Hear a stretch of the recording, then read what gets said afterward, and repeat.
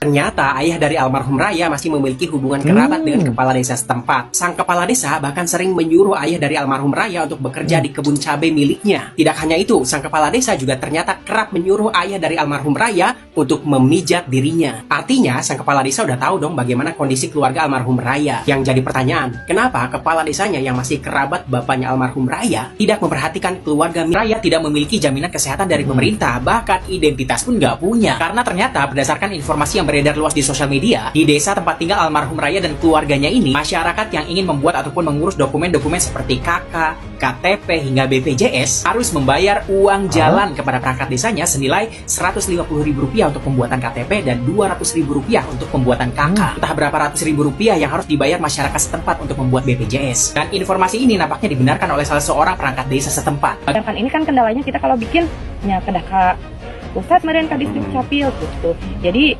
bahasa mereka sendiri gitu. Inti nama ngagentosan kange ongkos lah gitu. Jangan dibahasakan paling bahasa.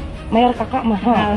Mayar nyaman gak atuh tiasa mah aku nyari rawat. Sakit. Aku nggak ngerti ya. Aku nggak ngerti. Aku bukan orang medis kan, jadi nggak ngerti bahwa kemudian kita dan tim medis tuh nggak tahu bahwa ada ratusan cacing dalam tubuhnya. Ketahuannya gara-gara setelah dipasangin infus segala macam, dan aku kok sebagai orang awam berpikirnya apa mungkin karena tubuhnya memang sudah mulai melemah sehingga cacing nggak punya nutrisi lagi di dalam, nggak ada makanan, nggak ada oksigen, jadi dia pada keluar gitu. Selama ada makanan kan dia akan bertahan di dalam juga kan. Ini tuh belum diobatin dok. Jadi karena kita belum tahu dia cacingan, belum diobatin dia udah keluar. Saksikan video ini sampai akhir dan banyak penjelasan dokter untuk mencegah penyakit cacing ya, agar keluarga kita terhindar dari penyakit cacing ya.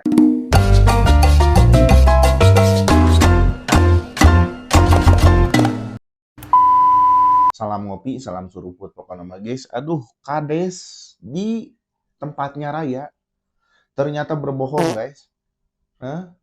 Bapaknya ada dan ibunya ada ya. Dan penyakit yang diderita oleh Bapak Raya itu bronkitis ya.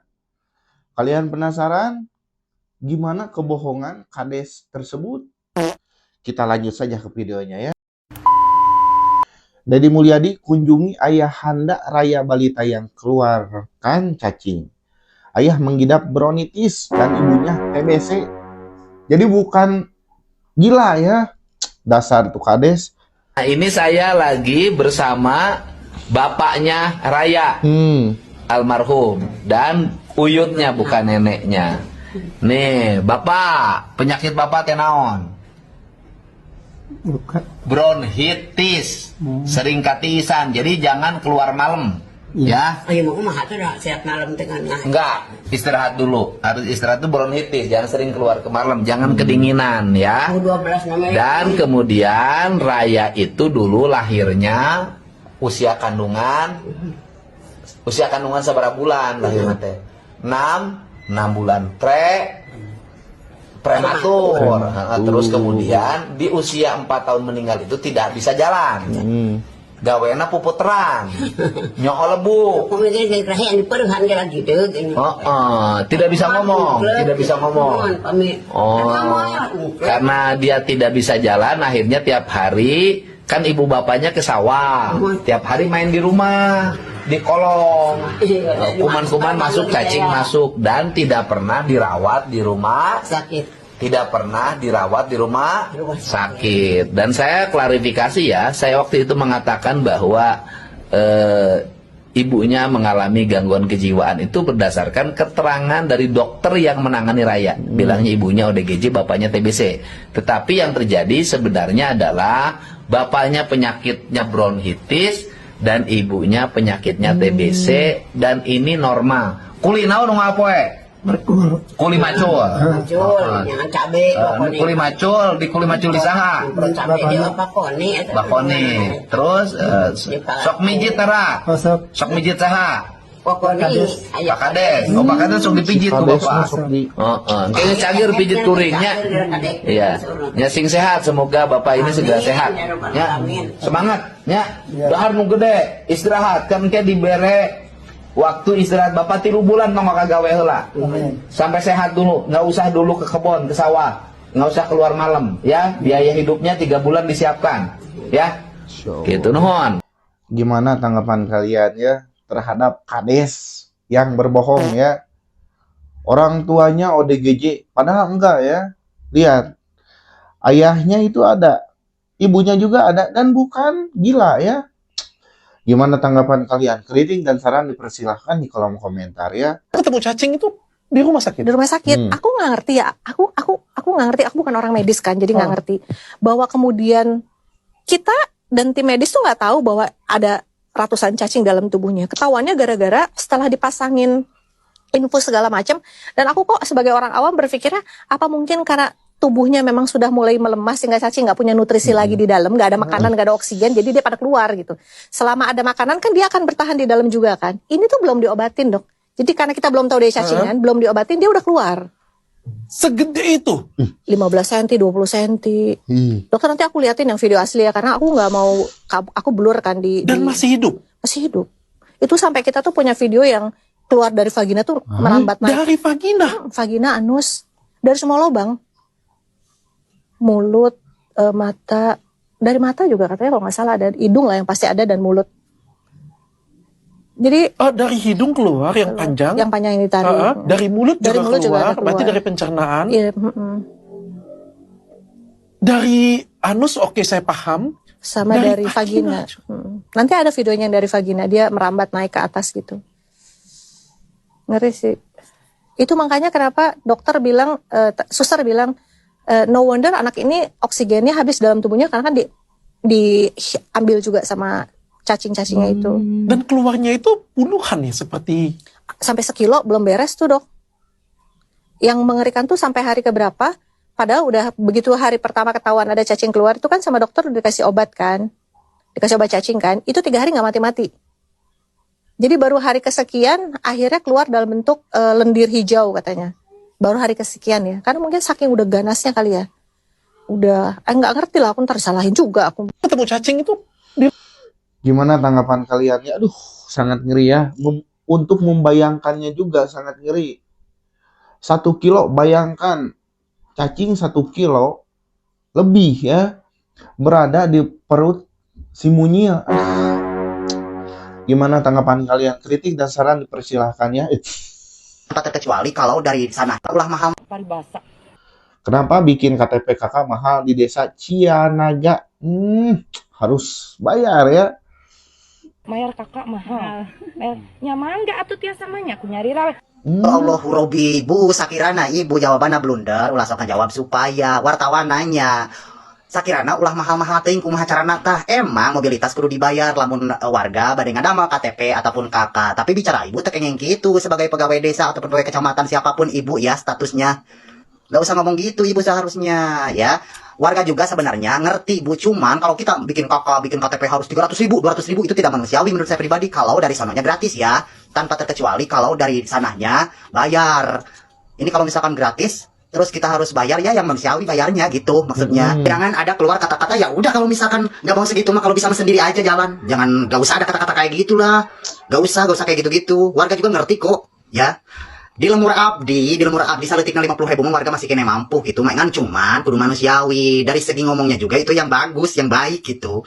Tapi kalau menurut saya ya, kalau misalkan bikin KTP, bikin kakak, jebret 300.000, 400.000, itu bukan manusiawi lagi, itu rampok itu namanya. Gitu maksudnya wartawan, ibu dengerin deh kata-kata wartawannya itu. Dengerin itu wartawannya nanya seperti apa gitu. Bisa kan kata wartawan gitu kan ngomongnya. Bisa nggak kalau sekarang warga nih harus bikin KTP atau KK secepatnya, nanti saya pungut 10.000 per orang, tuh masih manusiawi. Kata wartawan seperti itu. Ibu jawabnya jangan yang aneh-aneh Bu. Ini dunia lagi nggak baik-baik aja Bu. Paribasa. Mayar kakak mahal. Gimana tanggapan kalian? Di tempat raya pantas ya keluarga raya itu gak punya kakak sama KTP karena di sana bikinnya ribet dan harus berbayar ya. Tanggapan kalian gimana nih tentang pembuatan kakak sama KTP itu berbayar ya? Gimana? Tulis di kolom komentar ya. Bukan BPJS. Ternyata Ibu Raya bukan ODGJ. Lu tadi nate gaduhan. Oh. Eueuh nu ngarahkeun teh dibawa ka dokter anak dipariksa di desa, di kecamatan, di kabupaten teh aya. Jadi inti nama si Incu teh raya almarhum teh can pernah dipariksa ku dokter spesialis anak. Jadi istri ini kantornya. oh, jadi ukur diberi obat cacing gitu, ukur dirawat, didiagnosa, di ronsen, dipariksa patuangan anak ke kantor. Tah ieu ti mimiti jadi kieu ti iraha. Nyati opat puluh dinten itu anu umi nama eta teh meureun ngaduh putra teh sami sareng putra batur ngalumankeun ngarusakeun ari mah usaha we ka itu ka dieu. Ieu mah rajin usaha mah. Usaha mah sering atuh usaha kana naon. Kaina daekan. Daekan iman ka usaha naon-naon oge teu kakirangan aya dina rasiko mah. Ai barang dahar mah cukup. Cukup alhamdulillah. Duit boga sarjan saeutik-saeutik. Teu ripu-ripu teuing. Teu ripu-ripu. Oh, gitu. Nah, tim mimiti ya hulang-hulang tim mimiti iraha. Santosna urang kali teu aya teh ya. Tos maot. Nuhun sering dilongo ku Nah, kades. ieu kan penyakitna bronkitis. Pernah diperiksa dokter teu? Apa namanya ayeuna enggal. Ayeuna ti barang ku gubernur cenah dicokot. Tos bari ka dokter. Heeh, kan eta mah cokot saya teh angkut ayeuna.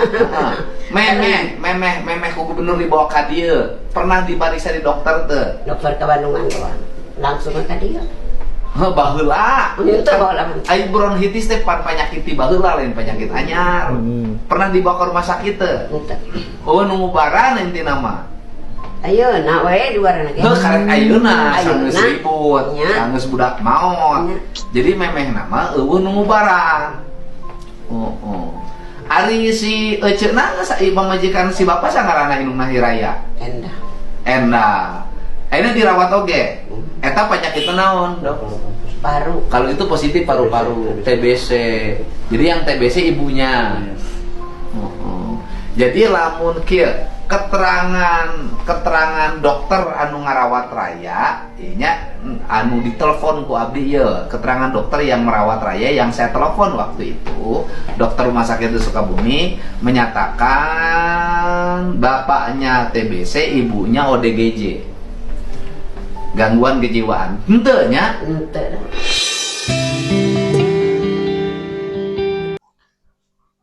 Kades, kamu berbohong ya. Bapaknya ODGJ enggak ya. Padahal beliau itu kerja di tempat kamu ya. Dan ternyata selama Bapak Raya itu sakit, belum pernah dibawa ke dokter ya. Orang-orang desa di sana tidak memperhatikan warga yang membutuhkan ini ya. Yang membutuhkan perhatian ya. Seharusnya ada pemeriksaan dari desa, terus dibawa ke puskesmas ya, ke klinik terdekat, tapi ini enggak ya. Tanggapan kalian gimana nih sebagai masyarakat?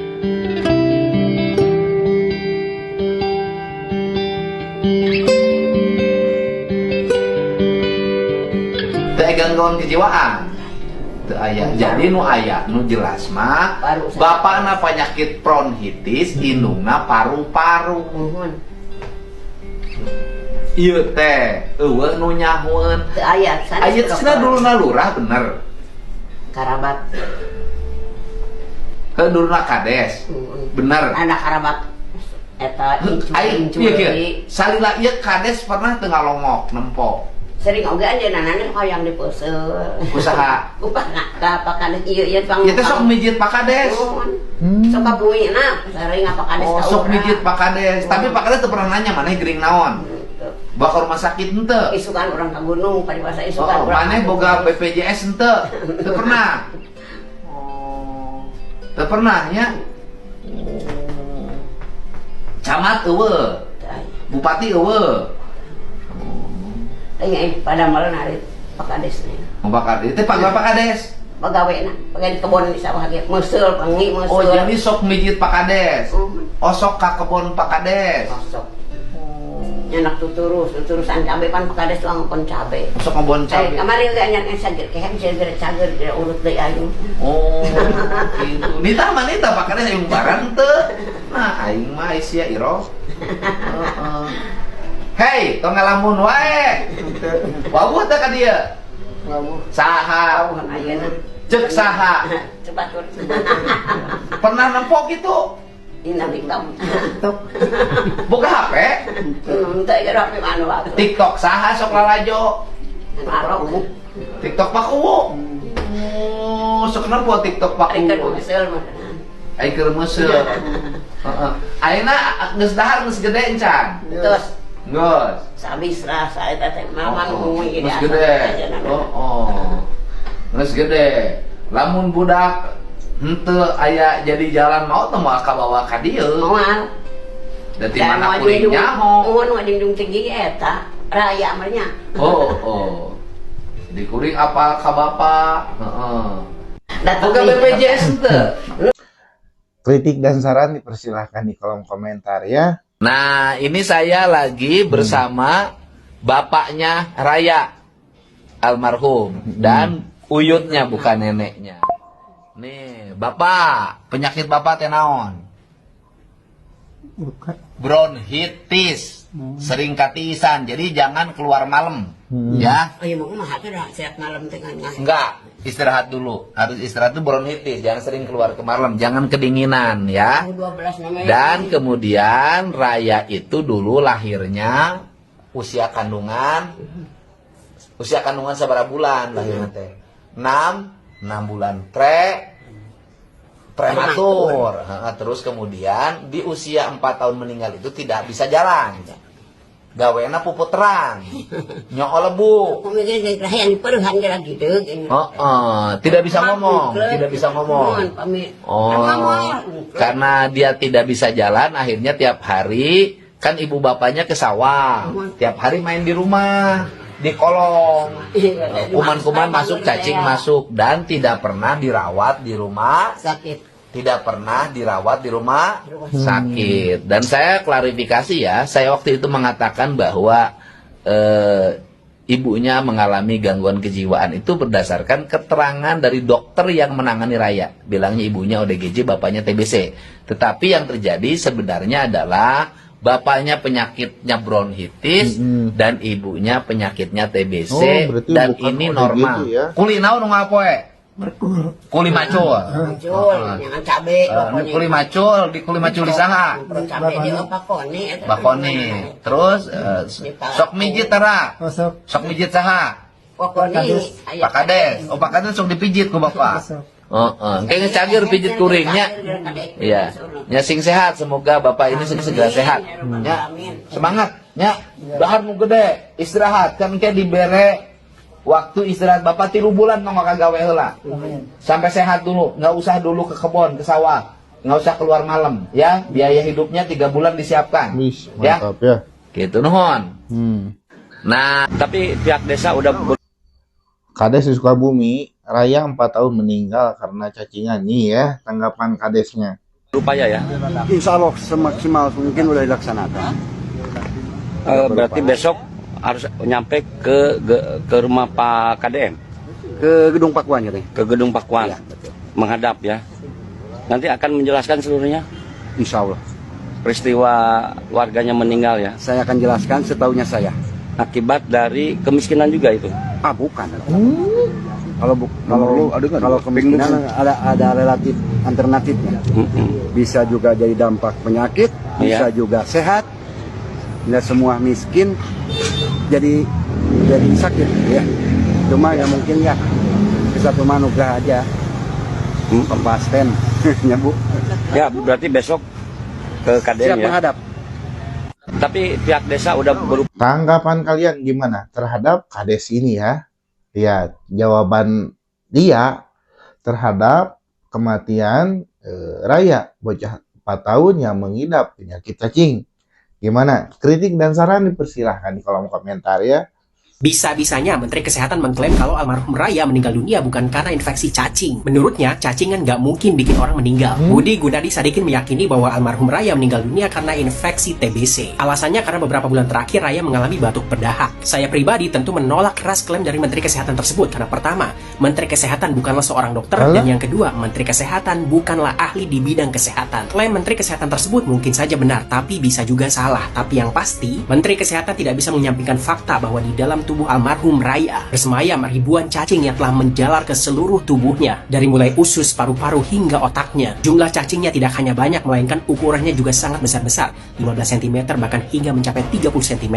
Nutrisi makanan yang seharusnya diserap oleh tubuh justru diserap oleh cacing-cacing itu. Rasa-rasanya mustahil jika infeksi cacing separah itu tidak menyebabkan komplikasi serius yang bisa berujung pada kematian. Di sisi lain, Menko PMK Pratikno saat ditanya soal kasus kematian Raya, dia hanya respon, "Coba tanya Menkes aja deh, saya ngantuk," katanya. Entah apa yang salah dengan para pejabat di negeri ini, dari mulai pejabat tingkat RT sampai pejabat tingkat menterinya. Mereka semua seolah tidak memiliki empati kepada rakyat kecil yang tertindas. Kasus kematian Raya tidak hanya menjadi cerminan bobroknya sistem birokrasi di negeri ini, sekaligus juga menjadi cerminan ketidakpedulian para pemimpin terhadap rakyatnya. Bisa Menkes di Indonesia ternyata bukan dokter ya, bukan dalam ahlinya.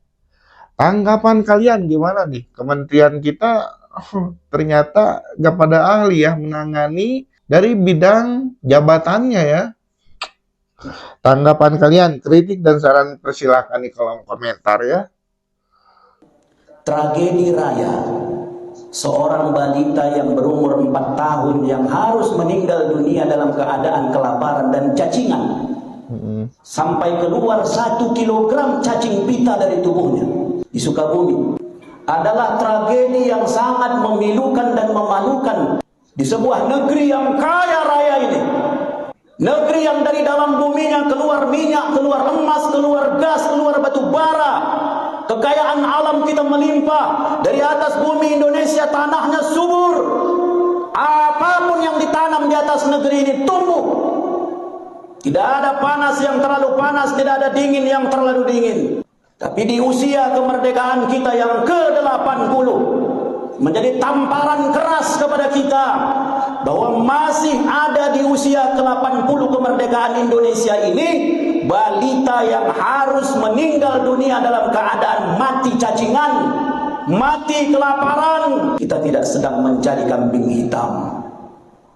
Kita tidak sedang menyalahkan siapapun. Kita tidak sedang menyalahkan DPR wakil rakyat kita. Karena mungkin mereka sedang asik berjoget karena naiknya tunjangan mereka 50 juta. Kita umat Islam punya tanggung jawab.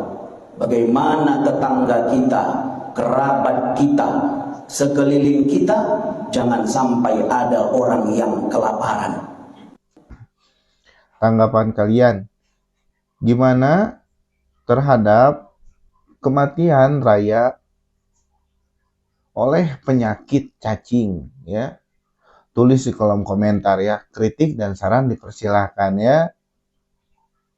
Bu udah tahu Raya tuh kenapa? Kemarin katanya banyak cacing segala macam. Cacingan keluar dari hidung, mulut, bahkan otaknya Raya. CT scan aja nunjukin telur cacing udah menyebar ke organ vital.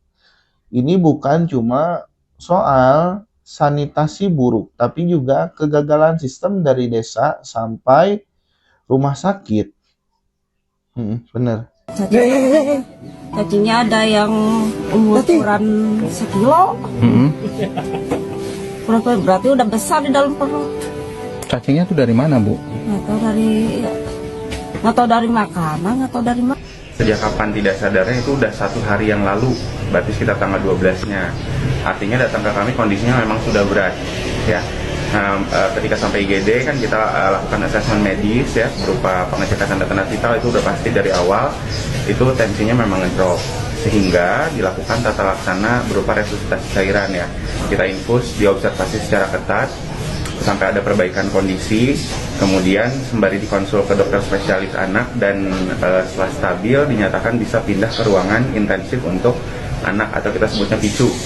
Nah, tapi selama masa observasi itu kan kita juga menggali informasi ya ke orang tuanya, bahwa orang tuanya sedang pengobatan TB paru, terutama ayahnya. Jadi kita mengindikasikan penurunan kesadarannya bisa jadi karena komplikasi dari penularan TBC bisa. Nah, ternyata ditemukan juga lah cacing yang keluar dari hidungnya, dari saluran nafasnya. Nah, ketika ada cacing ini juga kita jadi berpikir yang lain, bahwa jadi bisa jadi ini nggak sadarnya salah satu faktor yang lain karena infeksi cacingnya tadi yang sudah biasanya menyebar ke otak kalau sudah parah gitu. Kalau cacingnya itu dari mana, Dok?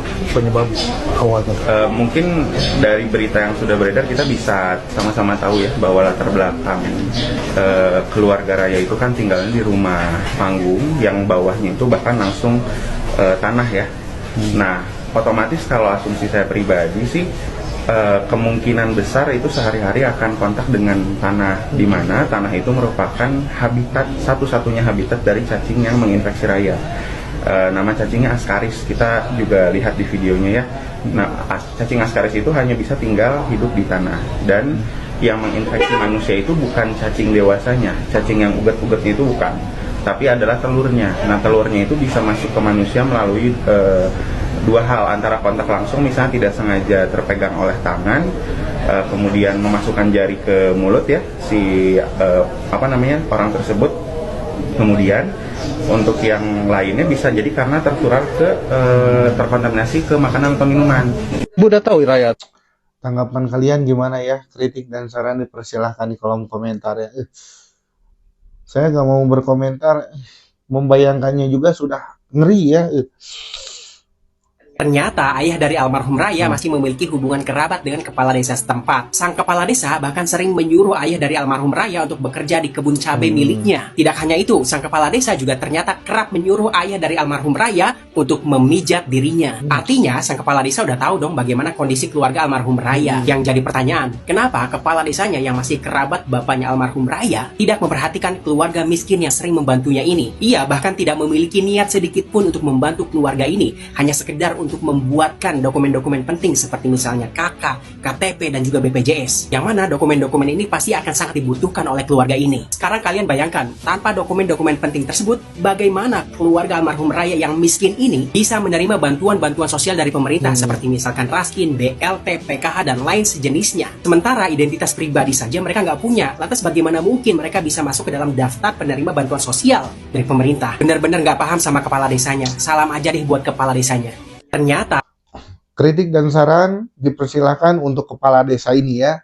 Lihat muka-mukanya kayak apa.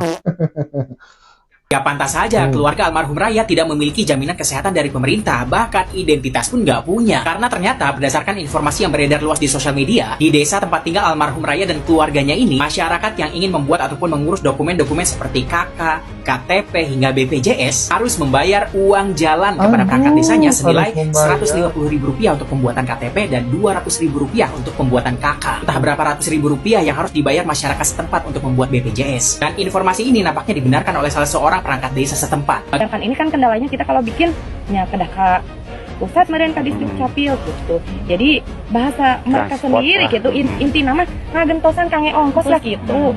Jangan dibahasakan bahasa mayar kakak mahal. Nyaman gak atuh tiasa namanya aku nyari rawat. Cuma biasa hanya ngasih persyaratan. Bagi sebagian orang uang segitu mungkin gak ada apa-apanya, tapi bagi masyarakat seperti keluarganya Raya, ya uang segitu besar. Mereka nggak punya uang sebanyak itu hanya sekedar untuk mengurus dokumen-dokumen seperti KK, KTP, bahkan BPJS. Kalaupun punya uang, ya mereka pasti akan menggunakannya untuk makan sehari-hari saja. Sementara itu, pemerintah desa setempat dan jajarannya nampaknya sekarang sedang mencoba membela diri. Mereka semua kompak bilang bahwa pihaknya telah berusaha semaksimal mungkin untuk membantu almarhum Raya dan keluarganya. Bagi saya itu terdengar seperti omong kosong, karena kalau memang benar mereka sepeduli itu terhadap almarhum Raya dan keluarganya, kenapa dokumen-dokumen penting seperti KK dan KTP saja tidak punya? Kenapa ada pasangan ODGJ menikah anaknya sampai 3? Kenapa ada balita yang sampai kekurangan gizi dan bahkan meninggal dunia karena mengalami cacingan kronis? Karena menurut saya, kalau kesehatan Raya terus dipantau dan dicek secara rutin dan berkala, hal itu seharusnya tidak akan terjadi. Sekarang mau ngeles apa lagi coba? Ya pantas saja keluarga almarhum. Gimana tanggapan kalian? Ya aduh, pembuatan surat-surat harus ada uang jalannya. Konoha ya. Apakah ini terjadi di tempat Raya doang atau di tempat kalian juga sama? Tulis di kolom komentar ya. Semoga aparat dan pemimpin Indonesia melihat kolom komentar di bawah ya. Bisa-bisanya Bupati Sukabumi Asep Japar bilang kalau Pemda setempat tidak tinggal diam dalam kasus Raya, seorang balita asal Sukabumi yang meninggal dunia karena mengalami cacingan akut. Pak Bupati mengklaim bahwa dari awal Pemda Sukabumi katanya sudah membantu almarhum Raya. Masa sih Pak? Oke, sekarang saya kasih bukti nih biar Pak Bupati tahu kelakuan anak buahnya di lapangan kayak gimana. Saya akan memutarkan bukti rekaman suara antara relawan Rumah Teduh yang menolong almarhum Raya saat mereka meminta bantuan kepada Dinkes Sukabumi. Dan responnya begini nih. Boleh nggak Bapak saya izin menghubungi pimpinan aja sekalian biar bisa menjelaskan langsung itu Pak. Soalnya kesian juga ini pasien tidak mampu sama sekali, orang tuanya. Nah dari Bapak sendiri itu gimana Pak untuk menyampaikan ke pimpinannya? Soalnya kalau sore ini nggak selesai atau nggak ada keputusan kan itu jatuhnya umum. Nah untuk pembiayaannya gimana? Itu kan pimpinan saya nggak bisa jadi mau gimana saya juga hanya menyampaikan nanti mungkin memberikan informasi bukan dari saya, dari semua, dari dinas sosial nanti juga saya gimana keputusannya dari kami juga pimpinan.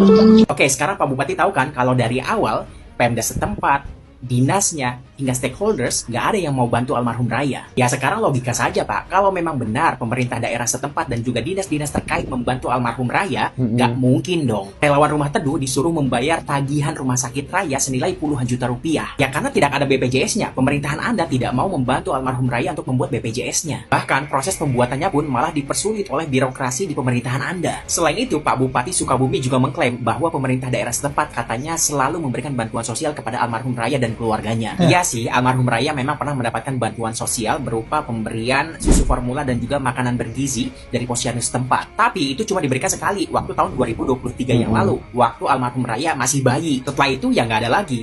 Pak Bupati juga bilang, almarhum Raya katanya juga sering dibawa ke posyandu, dibawa ke puskesmas. Tapi menurut keterangan keluarganya, sejak kecil si Raya ini nggak pernah tuh dibawa ke posyandu ataupun ke puskesmas. Bahkan kalau sakit, si Raya ini hanya diobati dengan cara tradisional, pakai daun-daun dan sejenisnya. Ya kalau saya sih jujur lebih percaya apa yang dikatakan oleh keluarganya ya, daripada apa yang dikatakan oleh Pak Bupati. Iya, satu lagi, Pak Bupati juga bilang kalau kasus Raya ini, Pak Bupati ngerasa kecolongan katanya. Tapi maaf nih Pak, bagi saya Bapak bukan kecolongan, tapi kerampokan. Kasus ini menjadi bukti konkret bobroknya birokrasi di pemerintahan Bapak. Bisa-bisanya Bupati Sukabumi. Gimana tanggapan kalian? Aduh, terhadap pemerintahan di daerah Raya tersebut ya. Kalian bisa membedakan mana baik, mana buruk ya. Kritik dan saran dipersilahkan di kolom komentar ya. Bayangkan, cacing sepanjang 15 cm keluar dari hidung seorang balita berusia 4 tahun bernama Raya asal Sukabumi, Jawa Barat. Tidak hanya melalui hidung, cacing-cacing itu juga keluar melalui mulut, kemaluan, hingga lubang anusnya. Hasil CT scan menunjukkan ada ribuan cacing bersarang di tubuh mungil balita kecil bernama Raya ini. Bahkan, cacing-cacingnya sudah merambah masuk ke dalam otak Raya. Cacing seberat 1 kg bahkan sudah dikeluarkan dari tubuh Raya, namun seolah cacing-cacing itu tidak pernah habis.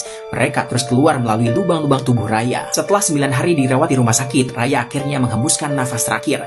Raya didiagnosis mengalami kondisi aksariaris di mana ada ribuan cacing gelang bersarang di tubuhnya. Hal ini terjadi karena sejak kecil Raya tumbuh di lingkungan rumah yang kotor. Keluarganya yang miskin hanya tinggal di rumah panggung sederhana, dindingnya GRC. Di kolong rumahnya ada kandang unggas yang penuh dengan kotoran. Dan disitulah tempat bermain Raya sejak kecil. Kalian mungkin akan menyalahkan kedua orang tuanya yang terkesan tidak peduli terhadap kesehatan Raya. Kenyataannya memang demikian. Tapi rasa-rasanya kita juga tidak bisa menyalahkan kedua orang tua Raya karena faktanya kedua orang tua Raya, bapak dan ibunya, merupakan penderita ODGJ. Bahkan bapaknya menderita penyakit TB. Sejak kecil, kalau sakit, Raya memang tidak pernah dibawa berobat ke puskesmas maupun ke dokter.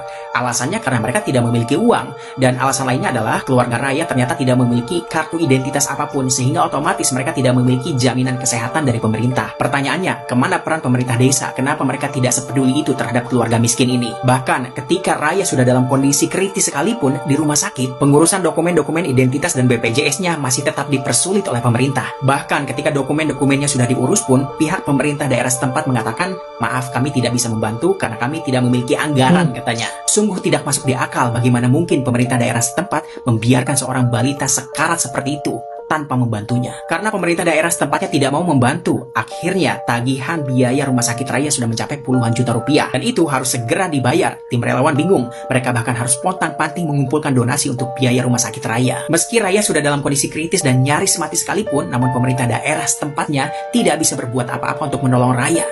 Birokrasi sampah di negeri ini sungguh memuakkan. Benar ya, pemerintahan di daerah Raya itu kalian bisa membayangkan ya, ada keluarga kalian sakit parah ya, tapi sangat membutuhkan biaya ya. Pemerintahan setempat tidak mengeluarkan dana sepeser pun atau tidak membantu ya, pembuatan KTP, BPJS, ya mengurus-ngurus untuk kesembuhan orang tersebut. Gimana tanggapan kalian ya? Kritik dan saran dipersilahkan di kolom komentar. Hai teman-teman, kita masih dalam pembahasan belajar dari kasus adik Raya, seorang balita berusia 4 tahun yang meninggal dunia karena di tubuhnya bersarang ribuan cacing yang bahkan ada yang keluar lewat hidung, ada yang keluar lewat anus, dan bahkan lewat kemaluannya si adik Raya ini. Nah teman-teman, kemarin sudah saya bahas pada video sebelumnya bahwasanya cacing yang menyerang adik Raya itu adalah cacing dengan nama latin Ascaris lumbricoides ya. Nah teman-teman, selain cacing Ascaris, tentu ada berbagai jenis cacing yang menginfeksi tubuh manusia. Dan umumnya yang sering menginfeksi tubuh manusia itu adalah cacing kremi.